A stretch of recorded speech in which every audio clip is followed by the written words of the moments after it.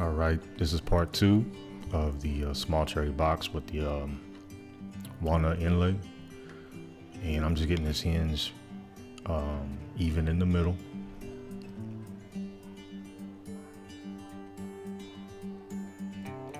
And once I get it even, I'm going to use my straight edge knife there to trace around it.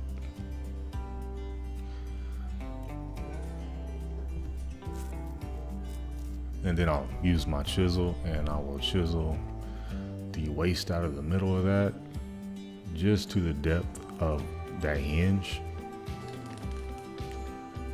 Got the box clamped up, using my strop there to make sure the chisel is nice and short. And later on in the video, I did find out the hard way that it is extremely sharp. I was actually trying to teach my grandson a lesson and end up getting the lesson taught on me. And I'm using the going along the line that I traced with the straight edge and breaking the grains of that wood and just chiseling to the lines, taking a little off at a time to get it down to depth.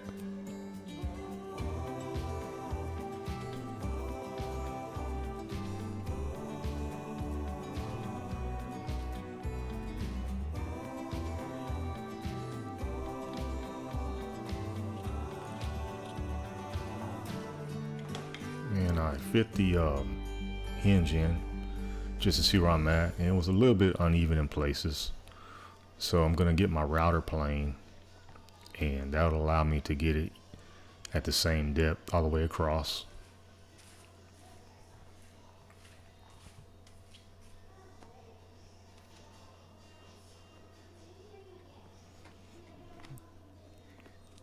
I really like this router plane. It fits nice and good in my hands, and it's got nice sharp edges on it. Got it all down to the same depth all the way across. I like how it is. I like how it feels. And I got my little center drill bit here to drill these holes for the hinge on the bottom piece first.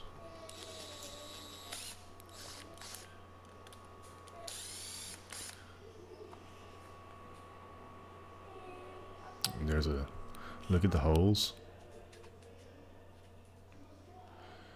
and I placed the top on it, and now I'm tracing out the edges of the hinge for the top of the box.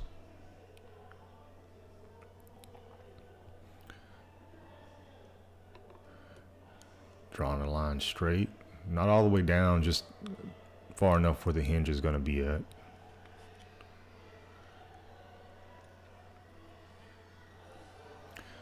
Once again, stropping up.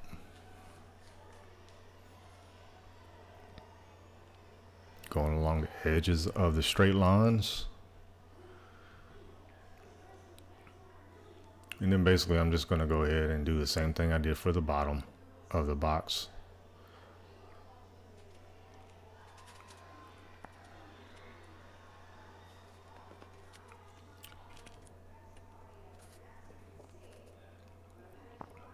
Setting the box up here so I can drill the holes for the hinge on the top part.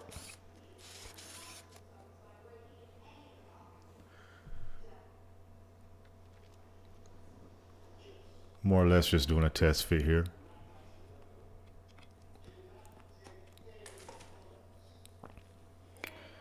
And there you go.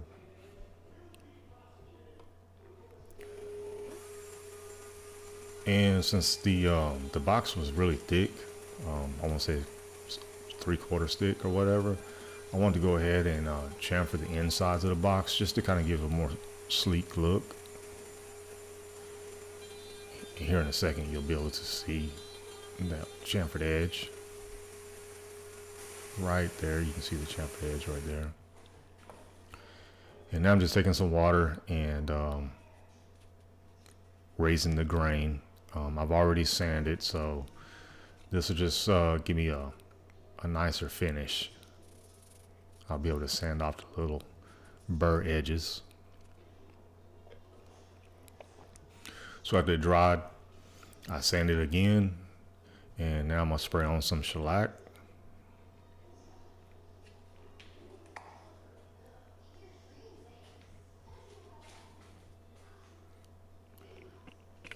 And I did a few coats here, sanded in between each coat.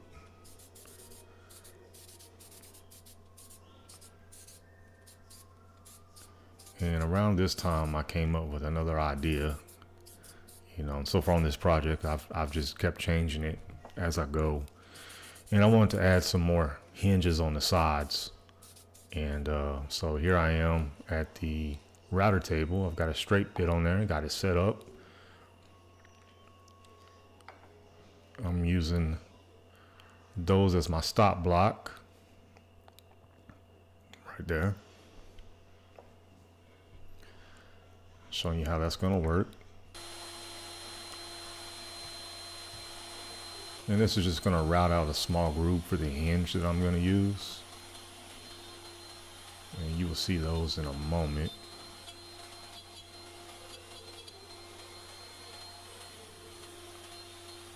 Do one on each side of the top, one on each side on the bottom. And so here's the little grooves that it did. And the hinges will fit right inside there. And I had to set it up on the opposite side to do the other side of the box.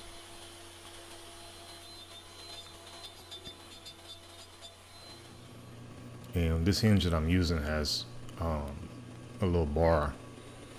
And so I have to kind of hog out some wood there so the bar will have a place to travel up and down. And this is the first time I've ever used these hinges, so it was a lot of trial and error on this. And especially when it came to putting them on and using the little small tiny screws, it took me forever. I almost gave up on the screws and just epoxied it in, but I wanted to keep the screws on there. And I didn't get any footage of that because, like I said, it was frustrating and it took me forever. Here I'm just taping the insides along that chamfer because I'm going to go ahead and flock the bottom of the box and the lid. And I just want to tape this off so I didn't get any flocking where I didn't want it.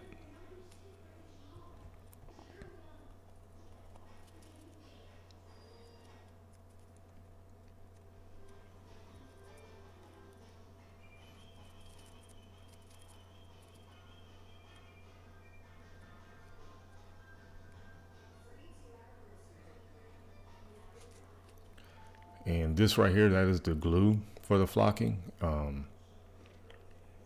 Usually what you do is you get the same color glue as the color of the flocker you're going to use. I've got brown flocking there because they didn't have any black. I did get the black paint or glue, and I figured, you know, it would contrast pretty well. You probably wouldn't be able to tell. I was filling up my flocking tube there with the flocking. And now I'm taking the glue and basically just going to paint it on paint it where I want the flocking to stay at.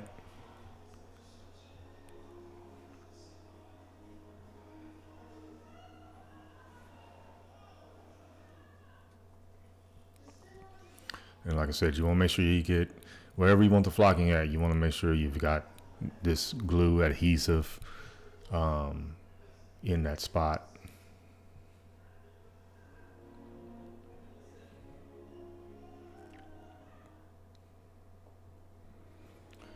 And now I'm going to take the little flocking tube and start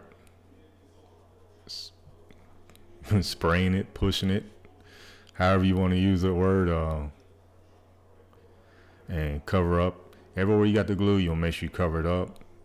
Once again, it's okay to overdo it because whatever doesn't dry to the adhesion, you can just dump it back into the bag.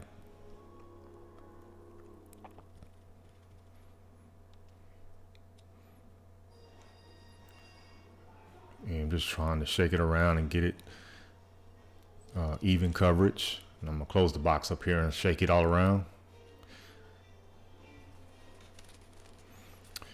Next day I come back after it's dried, and as you can see, it is a lot of excess in there, and I'm just dumping that back in the bag because we can use it again later on.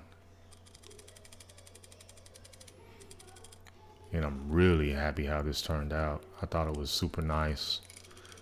I'm actually glad they didn't have the black flocking because I really like how the brown turned out.